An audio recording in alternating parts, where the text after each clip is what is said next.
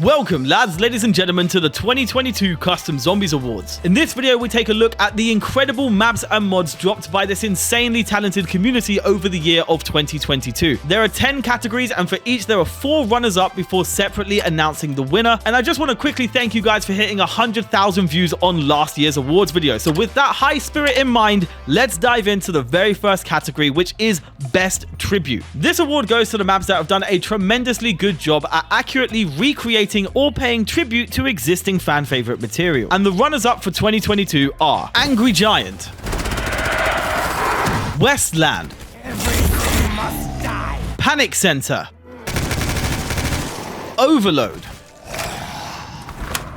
and a bonus runner-up, Void Expanse. Please follow all posted safety regulations. But the winner, as I imagine everyone watching this video would expect, is Call of the Dead Remastered. Releasing right at the very end of 2022 on New Year's Eve, Sean aka Cop for That has delivered on his promise to bring us a faithful Call of the Dead remaster, whilst also adding some very nice sprinkles on top. We got the Black Ops 1 guns, we got the Black Ops 1 zombie models, we've of course got the main map itself with a fully functional Easter egg just like the old one, but most impressive of all is that Call of the Dead back in 2011 was known to be a map that had such a good, strong sense of atmosphere, and somehow these guys have managed to encapsulate that exact atmosphere and bring it in a fresh, updated way, all whilst developing upon it and actually adding some new features. This won't be the only time you see Call of the Dead Remastered in this list, and I feel like in terms of this category, it truly speaks for itself. It's a fan favorite map, lovingly restored, updated, and served with a little bit of Buffalo Ranch dip. Who can really complain? But moving on to the next category, we have Best Mod. After all, maps aren't everything, and sometimes a good mod can really elevate the game. In this category, we only have 3 runners up, and they are Zombie Royale,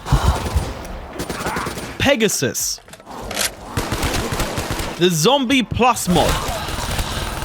But the winner of this category is the Reaper Collection. Served with or without Modern Warfare remastered weapons, this mod is basically a bunch of other mods compiled into one. There's the Chaos mod, which inflicts a random effect every 30 seconds that can completely change the way the game is played. There's Gun Game. There's also Gum Game, which is basically gun game, but instead of different guns, you get different gobble gums. Damn, that's a mouthful, but it couples very well with the fact there are a bunch of custom gobble gums made specifically for this mod, as well as small quality of life features like unlimited mega gums, the ability to spawn with whatever configurations you want, and even freaking emotes ported from Black Ops 3 and Black Ops 4. Reaper did a really great job with this mod, and it's definitely worth checking out if you haven't done so already. The next category goes back to maps, and it is the Best Easter Egg. Having a good Easter egg in a map is actually quite the challenge. It requires decent map design to couple itself with some phenomenal ideas, and the runners-up for this year are Overload,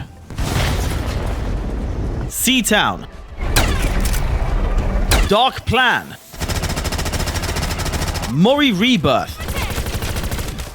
But the winner is Westland, one of the only maps I've seen in recent memory where players have the choice between 2 different boss fights. Westland by Planet does a phenomenal job of getting the balance of steps right. It doesn't feel too long, it doesn't feel too tedious. The steps themselves feel like they make sense and they diversify themselves from one another so that you don't feel like you're going round in circles, and it's just a joy to play because the map surrounding it is so much fun. Both boss fights are distinct and unique, and even so much as activating the Pack-a-Punch in this map feels engaging and enjoyable. And I'll say it again, it has 2 boss fights, bruh. It has 2 boss fights. It's a solid map. If you haven't checked it already, download it from the description right now. Coming on to our next category now, we have Best Small Map. This award is dedicated to those compact survival experiences, and the runners-up for this year are Solus,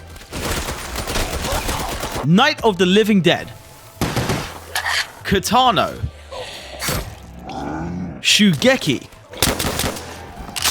But the winner this year is Five Nights at Freddy's 3. Now, what's interesting about this is I don't even play Five Nights at Freddy's. I've pretty much not experienced it at all, but you don't have to enjoy the absolutely freaking bonkers weapons and features found in this map. We've got weapons from Doom, we've got weapons from Apex Legends, like everything you're seeing on screen is in Black Ops 3 Zombies. We've even got a custom HUD and a very nice simple survival map layout. It's a very nice looking, incredibly addictive map, and you're gonna find yourself wanting to pack a punch pretty much every gun you come across because a lot of them have some special features. To top it all off, it's also got some unique drop mechanics and a few extra surprises and little Easter eggs along the way. Deadshot and Mikey Ray did a phenomenal job with this map, and it's definitely one to play whether or not you're a fan of Five Nights at Freddy's. Moving on, we have the best looking category. Naturally, as you'd expect, this award goes to the maps that just kind of knock it out the park visually. Now, this is a subjective category. My perspective of what constitutes a very good looking map might differ from yours, but regardless, these are the runners up. The Damned of the Moor 3,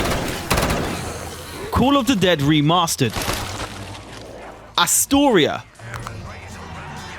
Void Expanse, and a bonus runner-up, Shugeki. But the winner, naturally, is Mori Rebirth. I think most people tend to agree with this. Mori Rebirth has just got that balance of nice, bright lighting with a very generous amount of saturation, but most of all, the use of natural light is really what sets this map apart. Even in interiors where you can see light flooding through windows, it just feels very complete and very professional. The use of foliage from natural environments blended seamlessly with destructive indoor locales. This map isn't even a one-trick pony that relies on one scene. Everywhere you step, everywhere you go, it remains the same level of consistent, good lighting and phenomenal detail. The reality is Mori Rebirth by Emox is one of, if not the most gorgeous Call of Duty Custom Zombies map on the workshop as it stands. And with that, we can hop on to the next award, which is Best Seasonal Map, a pretty self-explanatory one dedicated to maps that are themed around a particular time of year, say for example Halloween maps or Christmas maps. So here's our runners-up. Katano,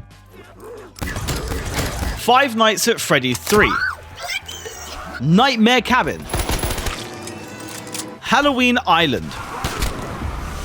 But the winner has to be Hearthstone Tavern. Now, I've never played World of Warcraft, but if I did, this map would give me a It just has so many references, and not all of them are just simple interacts with fun character quotes. We're talking functional weapons, we're talking enemy types from World of Warcraft, we're talking a complete visual overhaul in the map design to resemble the game, and even having artifacts from the game embed themselves in the main Easter egg, which by the way has you fight off the Lich King. All of this wrapped in a pretty Christmas bow, and there are so many cool technical things about this map that I just want people to download it and experience it for themselves. But as this is coming from Sphinx, the same person who developed that Minecraft map that I've showcased and live streamed that a lot of people are excited about, with that in mind, you can kind of draw reference to the level of quality we're expecting here. It's even got weapons from Star Wars just for the hell of it. Definitely a fun map worth downloading. Moving forward, we have the Technical Achievement Award. This award goes to creators and creations that do something seriously impressive, whether that's create something in a short span of time, execute something that's completely outside of the box altogether, or just create something that's overwhelmingly impressive in general. The runners-up for 2022 are Five Nights at Freddy's 3,